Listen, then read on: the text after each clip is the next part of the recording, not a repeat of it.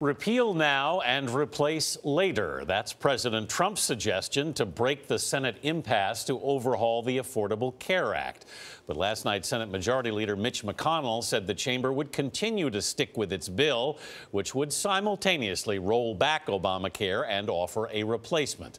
Republican leaders and Mr. Trump considered the idea of two separate bills some months ago, but then dismissed it as unworkable. Mr. Trump is spending the holiday weekend at his New Jersey golf course. Paula Reid is traveling with the president. Paula, good morning. Good morning. The president's change in direction on his health care policy came via Twitter amid a new controversy over his mocking of two TV hosts. And all of this happened at the same time the White House was hosting the president of South Korea. The era of strategic patience with the North Korean regime has failed. Many years, and it's failed. And frankly, that patience is over. Standing with South Korean President Moon Jae-in, President Trump said the U.S. is working closely with South Korea as North Korea makes progress towards a nuclear-tipped missile that could hit the U.S. Have you changed your approach on health care? Thank you very much. The president declined to elaborate Friday on his tweet that if Republican senators are unable to pass what they are working on now, they should immediately repeal and then replace at a later date. It'll be repeal and replace. It will be essentially simultaneously. But it suggests a stark departure for the president, who in January insisted that Obamacare be repealed and replaced at the same time.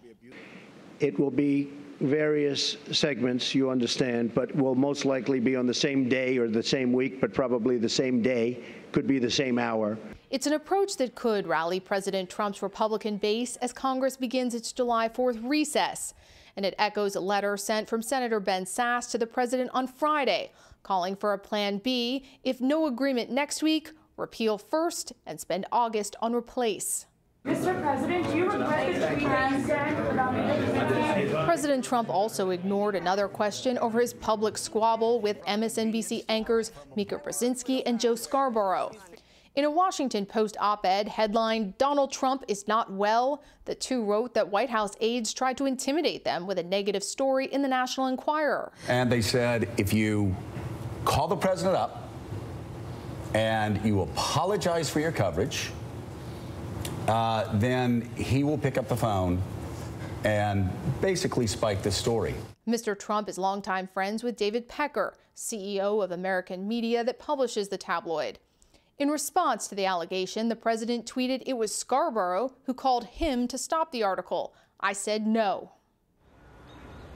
Sources tell CBS News that Scarborough reached out to the president's son-in-law, Jared Kushner, in April about a National Enquirer story, and that at some point in that conversation, Kushner suggested that an apology to the president could prompt him to intervene.